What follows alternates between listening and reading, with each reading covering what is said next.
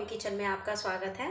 आज मैं आपके साथ शेयर करूंगी 1 कप सूजी और 2 उबले हुए आलू का बहुत ही क्रंची नाश्ता। ये नाश्ता बस 15 से 20 मिनट के अंदर तैयार हो जाएगा और ये खाने में बहुत ही क्रंची लगेगा। आप इस नाश्ते को बिना फ्राई करे 2-3 दिन के लिए फ्रिज में स्टोर में करके भी रख सकते हैं। मेहमानों के आने पर आप उनको झट से निकाल करके उनको फ्राई करके खिला सकते हैं। यह उनको बहुत ही पसंद आने वाला है और वे आपकी बहुत ही तारीफ़ करेंगे। यह खाने में ऊपर से क्रंची और अंदर से सॉफ्ट लगता है। अगर आपको मेरी ये रेसिपी पसंद आती है तो मेरे चैनल को सब्सक्राइब ज़रूर से कीजिएगा और एक बेल आइकन का बटन आता है, उसे प्रेस करेंगे तो आपको मेरी आने वाली वीडियोस का नोटिफिकेशंस भी मिलता रहेगा। तो आइए बनाते हैं सूजी और आलू का क्रंची नाश्ता। सबसे पहले तो मैं ये 1 कप सूजी को मिक्सी के जार में डाल करके बारीक पीस लेती हूँ। अगर आपके पास बारीक सूजी है तो आप उसको पीसने की ज़रूरत नहीं है।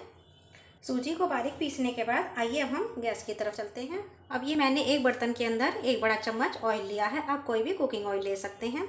इसके अंदर हम ये आधा चम्मच सरसों के दाने डालेंगे, आधा चम्मच जीरा डालेंगे और 1 चम्मच हमें तिल डाल देना है। तीनों चीज़ों के क्रैकल हो जाने के बाद हमें इसके अंदर आधा चम्मच अदरक का पेस्ट डाल देना है और ये 1 हरी मिर्च को बारीक चॉप करके डाल देना है। अब हमें अदरक का अच्छी तरह से कच्चापन निकाल लेना है। इसे हमें 20 से 30 सेकंड के लिए भून लेना है।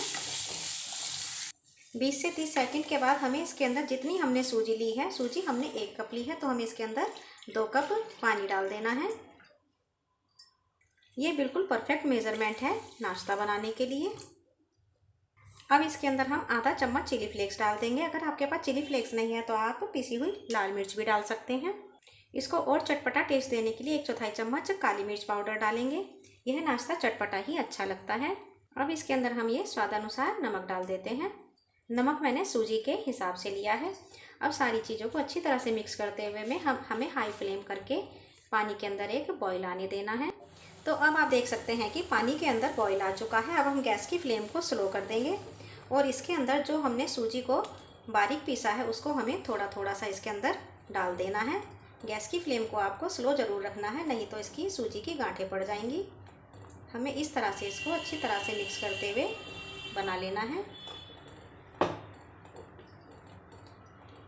बस हमें इसी तरह से सारी सूजी को इसके अंदर मिक्स करते जाना है।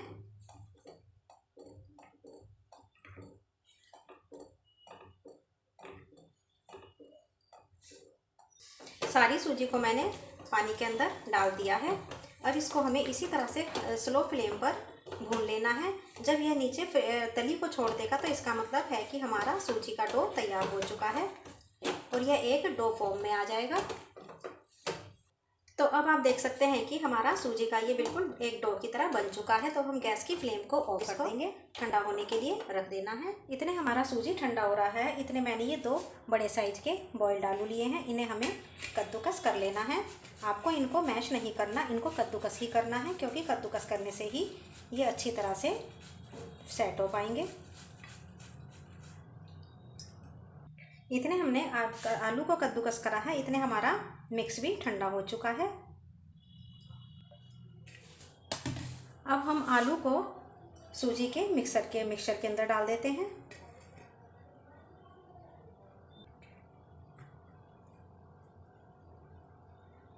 इसके अंदर हमें ये 2 बड़े चम्मच चावल का आटा डाल देना है। अगर आपके पास चावल का आटा नहीं है तो आप चावल को पीस करके भी डाल सकते हैं, इससे एक अच्छा क्रंचीपन आएगा।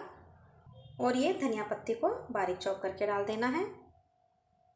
अब हमें ऊपर से स्वादानुसार नमक डाल लेना है, क्योंकि जो हमने आलू डाला है हमें उसके लिए नमक डालना है। अब हम सारी चीज़ों को मिक्स करते हुए एक डो बना लेते हैं। जिस तरह से हम आटे का डो लगाते हैं उस तरह से हमें एक डो बना करके तैयार कर लेना है। सूजी का मिक्स ऐसा होना चाहिए कि आप उसको आराम से हाथ लगा सकें। तो अब आप देख सकते हैं ये एक डो की फॉर्म में आ चुका है। इसको अब हमें इस तरह से रख देना है और इसके अंदर से हमें एक पार्ट निकाल लेना है। अब हम किचन की प्लेटफॉर्म को डस्ट करेंगे। आप जिस भी प्लेटफॉर्म पर बना रहे हैं उसको पहले डस्ट कर लें और जो हमने ये डो निकाला है उसको हमें इसके ऊपर इस तरह से रखते हुए इसको हमें इस तरह से बेल लेना है। ये बहुत आराम से हो जाएगा। इसको करने में आपको कुछ भी परेशानी नहीं आने वाली है। अब हमें इसको कुछ पार्ट्स में डिवाइड कर लेना है, जिससे इसको हम आराम से काट पाएँ। अब हमें इसके इतने बड़े बड़े पीस कर लेने हैं।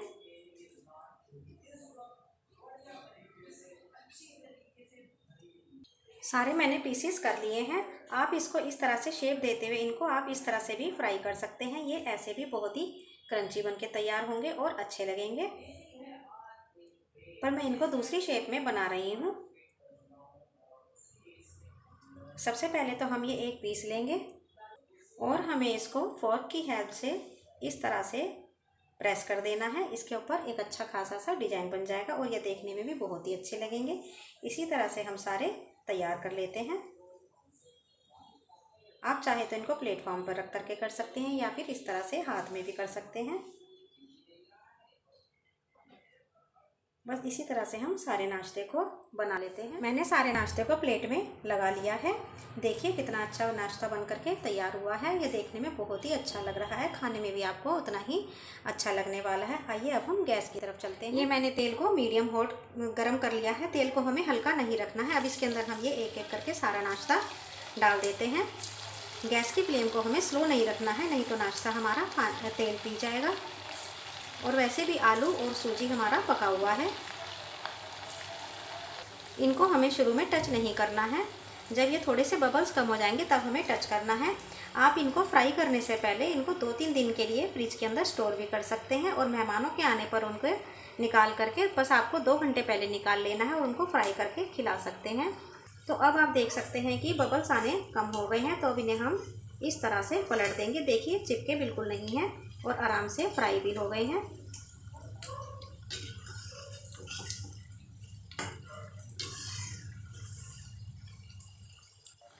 नाश्ते का गोल्डन कलर आ चुका है तो अब इन्हें हम निकाल लेते हैं।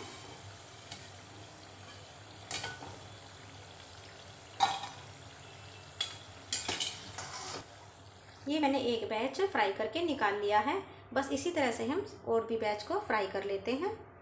आप इस नाश्ते को टोमेटो केचप या हरी चटनी किसी के साथ भी खा सकते हैं। ये दोनों के साथ ही यमी लगने वाला है। मैं इसको टोमेटो केचप के साथ सर्व कर रही हूँ। अगर आपको मेरी ये रेसिपी पसंद आती है तो मेरे चैनल को सब्सक्राइब ज़रूर से कीजिएगा और लाइक एंड कमेंट भी कीजिएगा।